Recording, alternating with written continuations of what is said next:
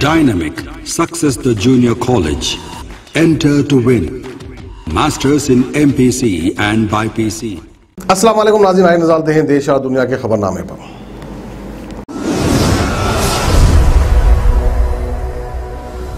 सच news के खबरनामे में आप सबका इस्तकबाल है। आज की सबसे बड़ी खबर आ रही है कि पप्पू यादव को अखिलेश ने जवाब दिया है। उन्होंने कहा है कि हाँ, भले हमसे ना हो पाएगा लेकिन 2022 में बदलाव जरूर होगा। ब्लॉक प्रमुख चुनावों के दौरान यूपी में हुई हिंसा पर अखिलेश यादव ने उत्तर प्रदेश सरकार पर निशाना साधा है। साथ ही अखिलेश यादव ने जन अधिकार पार्टी के नेता पप्पू यादव के तंज का भी जवाब दिया है। चुनावी हिंसा को लेकर अखिलेश यादव ने कहा है कि उत्तर प्रदेश में कोई सुरक्षित नहीं है, बीजेपी की सरकार को जनता ही सबक सिखाएगी। दरअसल पप्पू यादव ने ट्वीट करके अखिलेश पर निशाना साधा था। पप्पू यादव ने लिखा था, बाबू अखिलेश यादव जी, आपसे ना हो पाएगा। सड़क पर संघर्ष, इतनी बड़ी पार्टी, इतना संसाधन हो तो बीजेपी वालों की गुंडई और डोंगी के दुशासन का होश ठिकाने लगा देता। ऐसे में अखिलेश यादव का जवाब देना काफी ज्यादा वायरल हो रहा है।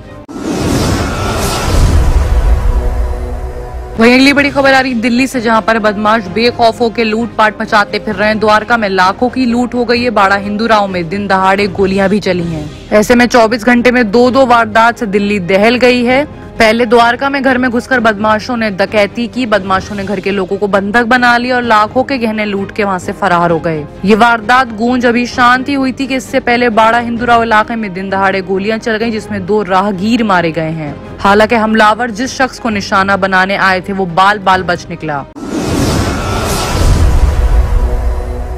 वहीं अगली बड़ी खबर आ रही है कि कांग्रेस की महासचिव प्रियंका गांधी वाड्रा ने इस मुद्दे पर ट्वीट करके राज्य की योगी आदित्यनाथ सरकार पर तंज कसा है। दरअसल यूपी में पंचायत चुनाव हिंसा को लेकर और उससे पहले कई जगहों पर जबरदस्त हिंसा, मारपीट और हंगामे की खबरें उछल रही थी। बताया जाए कि कहीं जगह गोली और हथगोले भी चले हैं। वहीं लखीमपुर खीरी के पसगावन में एक महिला के साथ बदसलूकी और हिंसा का मामला भी सामने आया है। ऐसे में प्रियंका गांधी ने ट्वीट करके लिखा कि पीएम साहब और सीएम साहब, इसके लिए भी बधाई दीजिए कि यूपी में आपके कार्यकर्ताओं ने कितनी जगह बमबाजी, गोलीबारी, पत्थरबाजी की है, कितने लोगों का पर्चा लूटा, कितने पत्रकारों को पीटा, कितनी जगह औरतों से बदतमीजी की, कानून व्यवस्था की आंख पर पट्टी बांधकर लोकतंत्र का चीरहरण चल रहा है। दरअसल यूपी के अलग अलग हिस्सों पर हिंसा की खबरें आ रही हैं। इटावा में बीजेपी ने समर्थक को गोली लगी। बुलंदशहर में जबरदस्त मारपीट और लाठीचार्ज हुआ। अयोध्या में सपा और बीजेपी समर्थकों में पथराव और मारपीट हुई। हरदोई में 2 जगह मारपीट हुई। बीजेपी पर नामांकन से रोकने के इल्जाम लगे। आजमगढ़ में मारपीट और लाठीचार्ज हुआ। बहराइच में बीजेपी पर नामांकन के रोक के इल्जाम लगे। वहीं सिद्धार्थनगर में सपा सरकार के पूर्व स्पीकर माता प्रसाद की गाड़ी तोड़ी गई, पर्चा छीना गया। संभल में सपा सपोर्टर्स और पुलिस के बीच झड़प हुई।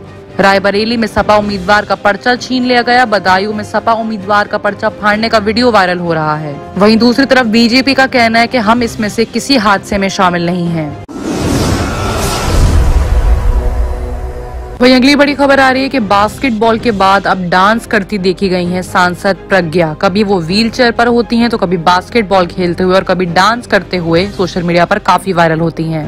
दरअसल साध्वी के इस वीडियो के आते ही राजनीतिक हमले भी शुरू हो गए। कांग्रेस के नेताओं ने उनकी हेल्थ पर सवाल खड़े कर दिए। बता दें कि खराब हालत का हवाला देते हुए प्रज्ञा अदालत में पेश न होने की मांग कर चुकी थी और दूसरे अब उनके नाचने वाले, बास्केटबॉल खेलने वाले वीडियो सामने आ रहे हैं। कांग्रेस के नेता नरेंद्र सलूजा ने ट्विटर पर कटाक्ष करते हुए साध्वी प्रज्ञा का वीडियो पोस्ट किया। उन्होंने कहा, हमारी भोपाल की सांसद बहन प्रज्ञा ठाकुर को जब भी बास्केटबॉल खेलते हुए बगैर सहारे के चलते हुए या इस तरह खुशी से झूमते हुए देखता हूँ तो बहुत खुशी होती है। इससे पहले उनके बास्केटबॉल खेलते हुए वीडियो को भी पोस्ट करते हुए सलूजा ने उनके हेल्थ को लेकर सवाल खड़े किए। तो उन्होंने लिखा था, भोपाल की भाजपा सांसद साध्वी ठाकुर को अभी तक व्हील चेयर पर ही देखा था, लेकिन आज उन्हें भोपाल में स्टेडियम में बास्केटबॉल पर हाथ आजमाते देखा तो बड़ी खुशी हुई। अभी तक यही पता था कि किसी चोट की वजह से वो ठीक से खड़ी और चल फिर नहीं सकती हैं। ईश्वर उन्हें हमेशा स्वस्थ रखे।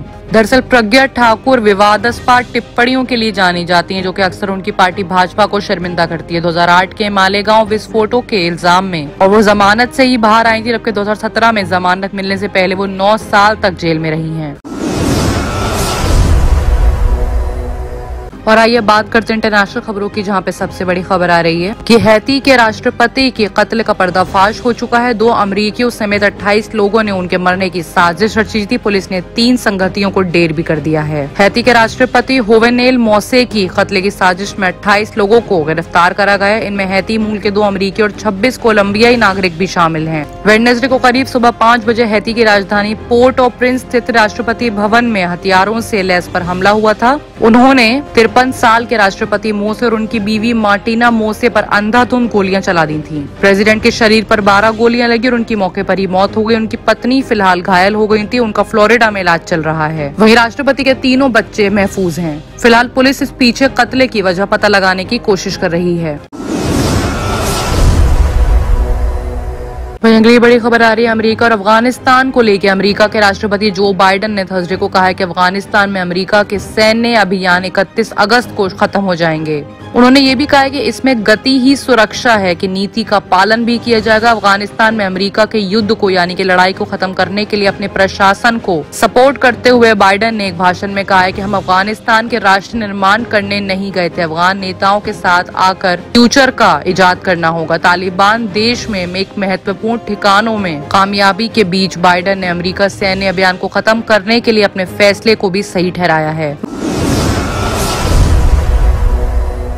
वहीं एक और बड़ी खबर आ रही है स्वीडन से, जहां पर एक प्लेन क्रैश हो गया और उसमें 9 लोगों की मौत हो गई। स्वीडन में ऑर्बरो के बाहर हवाई अड्डे के साथ ही स्काई डाइविंग के लिए इस्तेमाल किए जाने वाले छोटे से प्लेन का क्रैश हो गया, जिसमें 9 लोगों की मौत हो गई है। स्वीडन पुलिस के मुताबिक थर्सडे को स्वीडन के ऑर्बो के बाहर जो हादसा हुआ है उसमें सभी लोग मरे हुए ही पाए गए हैं। प्रधानमंत्री स्टीफन लोफेन ने भी ट्वीट पर लिखा है कि मुझे बहुत दुख है। मुझे ऑर्बो के विमान दुर्घटना के बारे में दुखद खबर मिली है। मेरी संवेदनाएं इस मुश्किल समय में पीड़ितों के साथ हैं।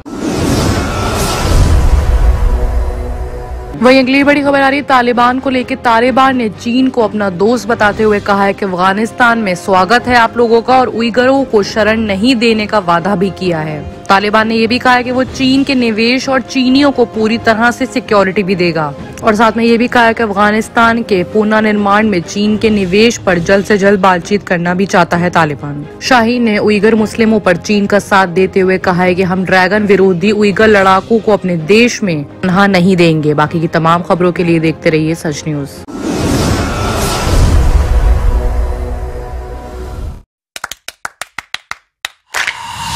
Dynamic Success the Junior College.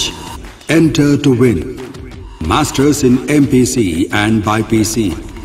Integrated coaching for NEET, IIT, JEE. Separate block for girls. Better coaching, better planning, better environment with better results. Opposite Madanapet Mandi, Saeedabad, Hyderabad.